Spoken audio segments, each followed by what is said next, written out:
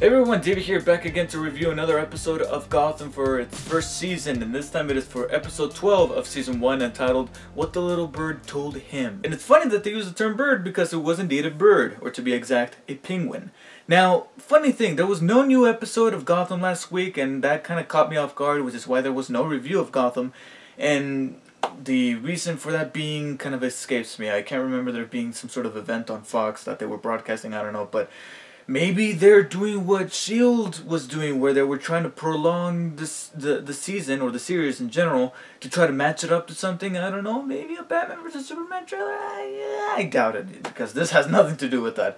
But they're both from Warner Brothers and DC, so who knows. But we did get another new episode this week for Gotham, and I have to say, this is actually way more decent and well made than the previous episode, even though it still has a couple of flaws, one that actually bugs me an awful lot. But before I get to that, let's go ahead and start off the review with something kind of positive, which is the return of the Electrocutioner, or Jack Gruber in this case.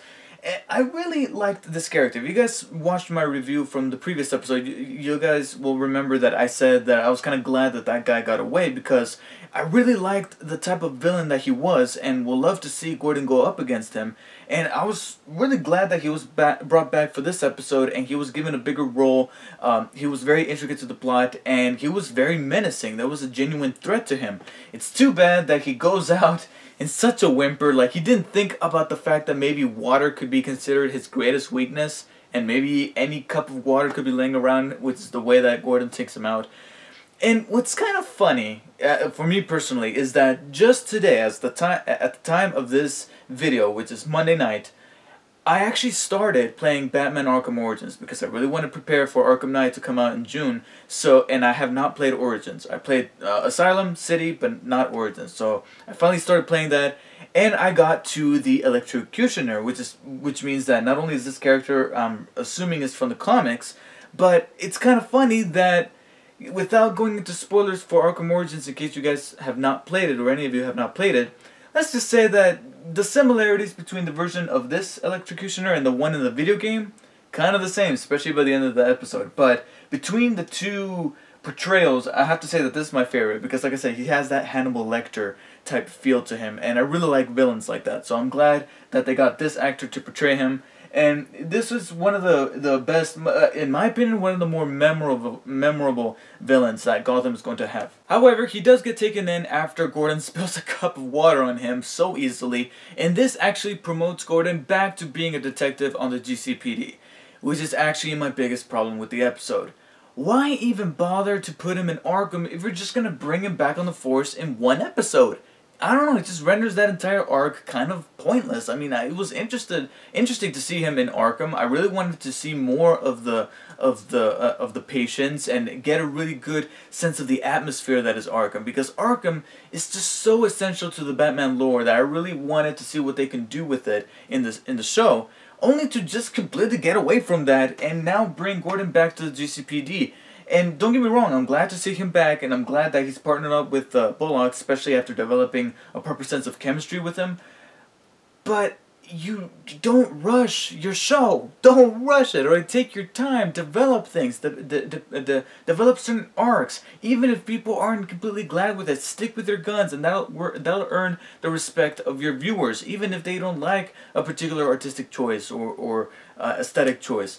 So, as you know, I'm kind of mixed on the fact that he comes back to the force. There are certain things that I like about it, like him being back with Bullock, but I really don't like how it's like the Xbox One reversal of Gotham the show, where they're like, oh, no, we're just kidding, we're gonna keep him on the force. But if anyone's gonna promote him back to the force, it's none other than Peter Scolari, and I really enjoyed this guy being in this role as Commissioner Loeb, who actually makes his appearance on the show, just like he did in Arkham Origins. Again, it's kind of freaky that I started playing that game right when this episode aired. However, toppling the Electrocutioner and Gordon's return to the GCPD is the entire subplot between Fish Mooney and Falcone, which finally takes a drastic change in this episode. No more of these baby steps that we would have here and there in the preceding episodes. We finally get the big move by Mooney to try to take down Falcone, leading to a very pivotal moment in the climax of this episode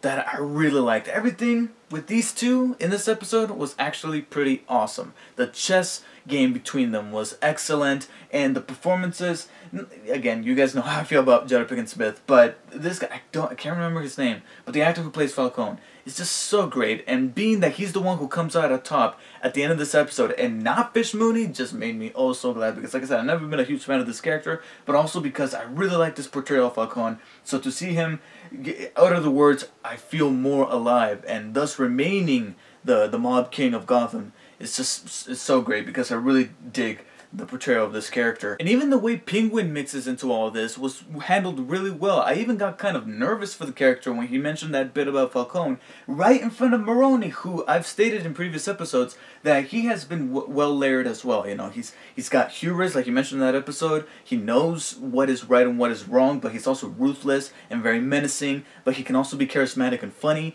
And this actor also portrays him very well. So to have Penguin, who's also one of the more interesting characters to follow in this series, mention something just so stupid in front of him, I actually got kind of scared. And all this led to the demise of Liza, who I actually felt for, being that she is, like Carmine said, an innocent, honest girl who got caught up in all this, but because Falcone is the character that he is, he needs to tie up loose ends, so he had to kill her. And I actually felt for that death.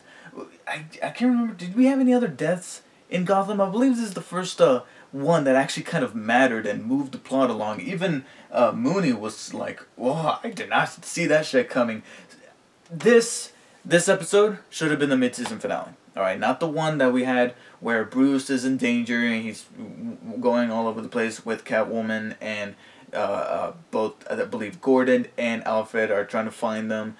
Even though there were certain parts about that episode that I did like, this is a way that you should end the first half of your season, alright, with a very eventful and kind of juicy subplot that just leaves you wondering what's going to happen next with the characters that were involved. And on a side note, I also enjoyed that this particular subplot also brought back Victor Zsasz, because I like this version of Victor Zsasz as well. And the actor plays him off so well. I mean, he's so creepy and definitely looks lethal, and it's a fresh new take on the character, and I'm hoping he gets brought back, especially now considering that he is on top once again. Unfortunately, you know who else they brought back? This guy. Now, he is better to digest in this episode than he was in previous ones, because again, you know, he's speaking in riddles. He has little Easter eggs on him to say, you know, that's gonna be the Riddler, and he does have a riddle in this episode. And once again, he's being a total creep, trying to flirt with this girl throughout the episode. And every time he came on, I'm just like, come on. I mean, with all due respect to the actor, this isn't even the actor's fault. It's just the producers wanting to shoehorn him in there. Now, something unlike the previous instances where he would come up in certain episodes and do his shtick, there's that little bit at the end of the episode where finally a cop approaches him and says, dude, just back off already, alright? Stop being a creep, just back off. And even though we did have that bittersweet moment where she, as well as me, noticed that that little riddle with the cupcake and the bullet was kind of a tender moment, she does notice that this guy, you know, he's not all there. She knows that, and this cop knows that. And to have somebody of authority finally tell Edward, it's something that, if you really analyze it, Bullock and Gordon have never been straight up with. Another cop finally tells him, dude, you're weird, stop it. And to have her say the guy's weird as he's walking out but still within earshot, I think that was the seed. That was the seed to plant inside of him that will then fruit into what is going to be one of Batman's main villains. And it's a much more subtle way than the other moments that we've had where he lifts a mug and has a question mark on it. I hate that so bad. Here, it's a wink and a nod, but it's a much more subtle one that I can appreciate. Other chinks in the armor that is this episode would have to be that once again we see Barbara going back to her parents and living there, and that didn't do anything. It literally didn't. And I guess the only thing that it could possibly have done is to make me hope that she has a miserable time there. And from the looks of it, she will, because her parents look like utter complete snobs. So I guess I took a little bit of umbrage with that. But my other little complaint with the episode would have to be the final moments where Gordon and Dr. Tompkins, who returns in this episode and definitely knows that she has the hots for Gordon, finally hook up. However, I don't know why I just used the word finally, because I wasn't really anticipating it. that soon. And that's my problem, is that I like the little flirtationship that they had by doing subtle things, subtle looks, subtle comments in that previous episode. So to have her come back to the GCPD, let alone walk into the men's bathroom at the end of the episode, and then Gordon going in for the kiss, it's just a little too rushed. I'm like, come on, hey, slow your roll. I think you just met this guy like a few days ago, and you're already kissing him? Yeah, no. Alright, that will not work in real life. And therefore, it kind of took me out of this particular aspect of the show so far. So like I said, it's not without its problems, most of which I've come to expect from Gotham personally.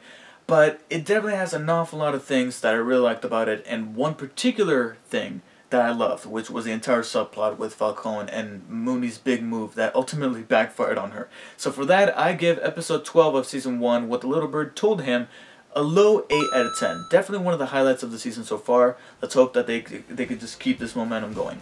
So thank you guys for watching. Let me know what you guys thought of this episode, and I'll see you guys next time.